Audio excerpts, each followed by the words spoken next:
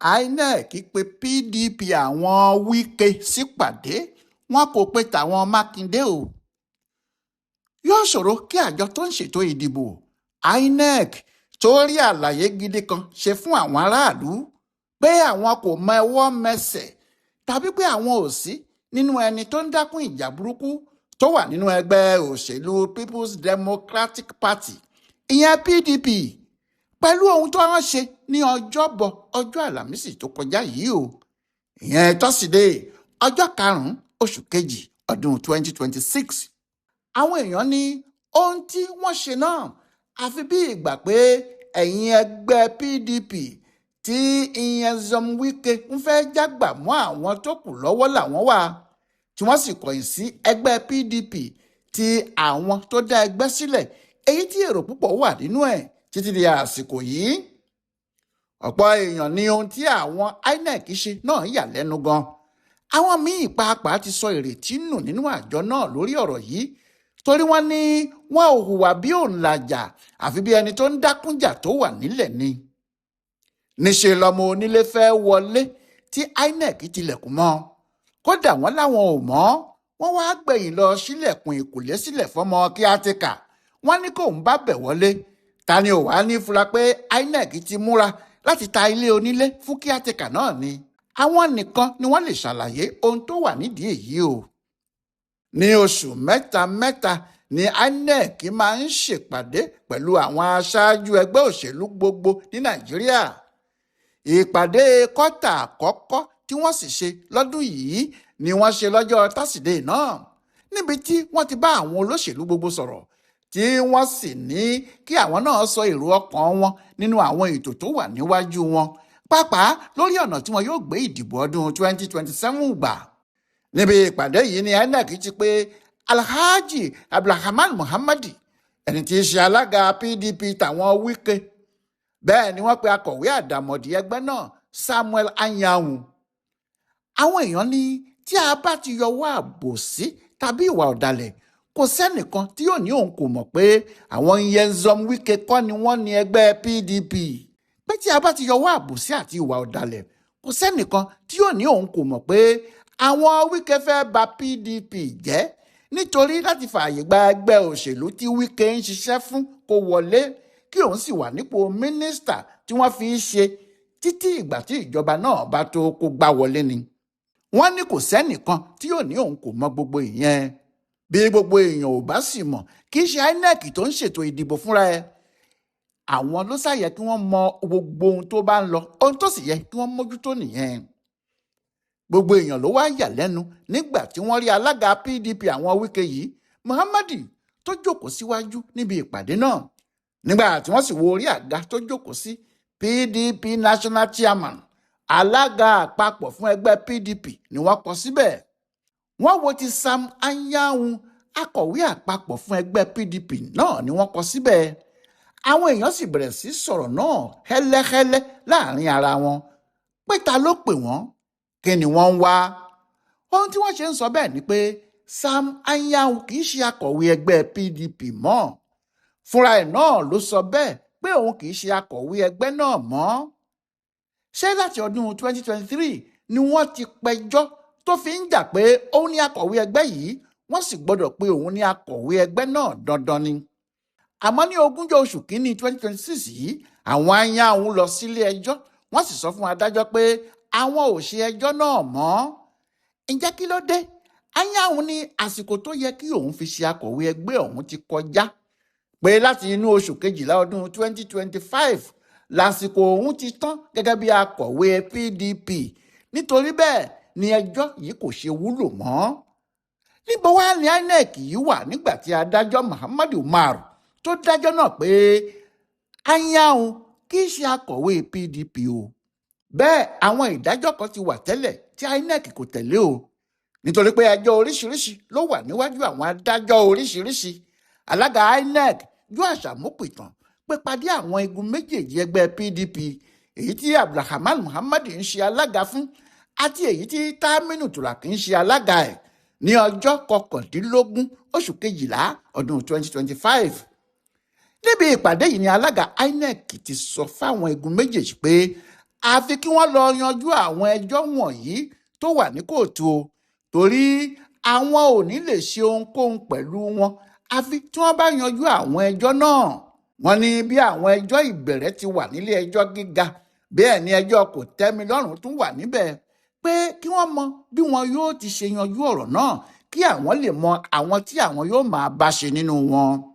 Nídìí èyí, alága ẹgbẹ́ PDP tí Turaki ń ṣe olórí fún kọ̀wé sí INEC nínú oṣù kejìlá 2025 yìí kan náà pé kí INEC kéde pé igun ti ẹgbẹ́ àwọn ló ní gbogbo àṣẹ láti máa darí PDP nítorí ìpàdé gbogbogbò tí àwọn ṣe ní ọjọ́ 15 àti ọjọ́ 16 oṣù kọkànlá 2025 níbi tí àwọn ti yan àwọn olóyè ẹgbẹ́ àwọn.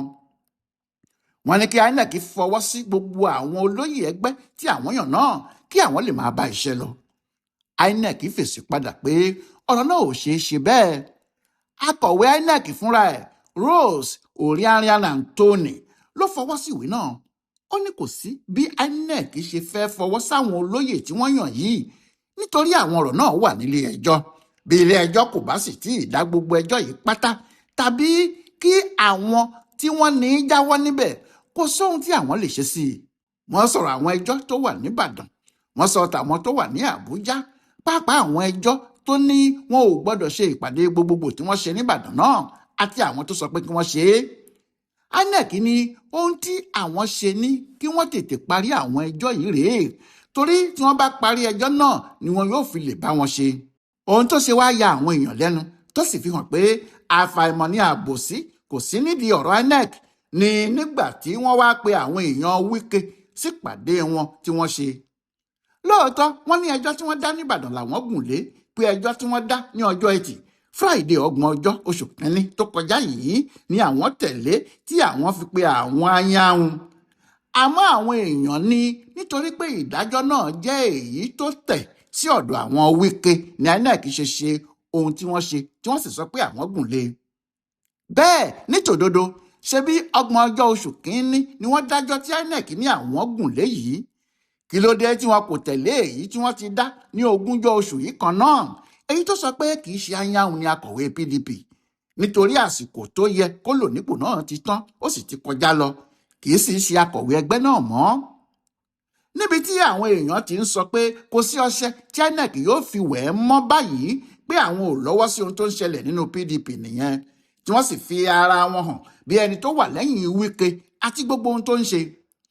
Àwọn èèyàn ń sọ pé tó bá jẹ́ INEC fẹ́ ṣe bí wọ́n ti ń wí tẹ́lẹ̀ pẹ̀lú gbogbo ìlérí tí wọ́n ti lé pé àwọn ò ní dá sọ̀rọ̀ náà ni, kò yẹ kí wọ́n sáré pe àwọn ọmọ Wike sípàdé nígbà tó ṣe pé ẹjọ́ tí wọ́n ní àwọn gùn lé fi ṣe ohun tí wọ́n ṣe yìí.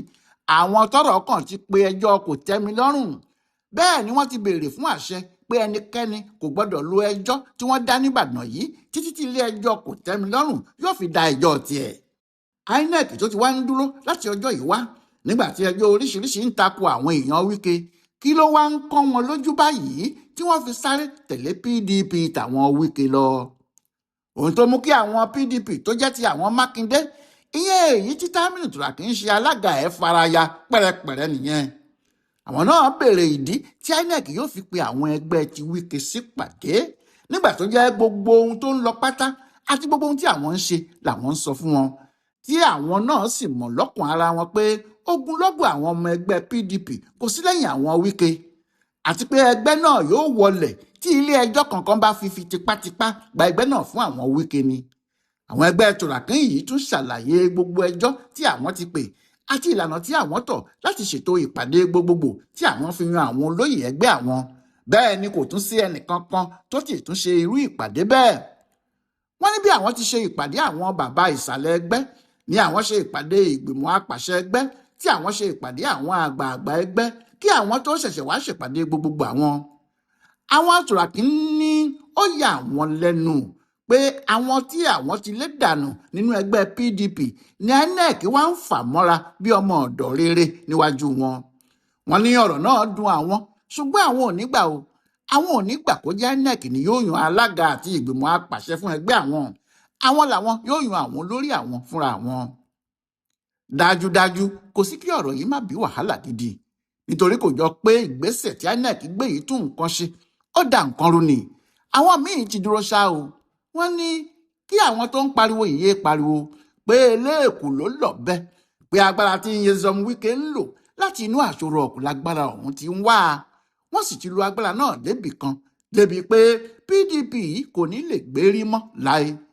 Àwọn yìí ní ojú lásán kọ́ ni wọ́n fi ń dájú àwọn Wike bí wọ́n ti ń dá a yìí, àti pé ọgbọ́n tí àwọn èèyàn náà ń lò tí wọ́n fi ń borí àwọn ojúlówó PDP yìí, ọgbọ́n náà ni wọn yóò máa lò títí tí wọn yóò fi gba gbogbo ẹgbẹ́ náà kúrò lọ́wọ́ wọn. Nítorí bí ilé ẹjọ́ gíga ti dájọ́ pé àwọn ni wọ́n lẹ́gbẹ́ yìí, bí ilé ẹjọ́ kòtẹ́milọ́rùn yóò ti dá a náà nìyẹn. Àwọn ọmọ ẹgbẹ́ ni wọ́n wá ń sọ pé bí eléyìí bá ṣẹlẹ̀, ẹgbẹ́ PDP yóò fọ́ o. Ṣùgbọ́n ohun tí àwọn ọ̀mọ̀ràn tó ń wòye ọ̀rọ̀ yìí ti ń sọ tipẹ́tipẹ́ náà nìyẹn, pé ẹgbẹ́ náà yóò fọ́ pátá ni. Àwọn èèyàn rò pé àwọn yóò rí ọgbọ́n dá sí i ni. Àmọ́ ó ti hàn báyìí pé ọ̀rọ̀ yìí ti di olúworo jìworo. Òkú ajá kì í gbó, òkú àgbò kì í kàn, ìràwé tó ṣubú lodò ṣègbé, olúworo jìworo. Ó wá ku ẹni tí yóò gba PDP lọ́wọ́ Wike. Ọláyíwọlá Alága ló ń ṣe àkọsílẹ̀ ìgbésẹ̀ àwọn INEC lórí ọ̀rọ̀ PDP fún Ibùdó Àgbáyé fún Àṣà àti Ìṣe Yorùbá World Center nínú ọgbà Yunifásítì Ìbàdàn. A kú dédé àkókò yìí o.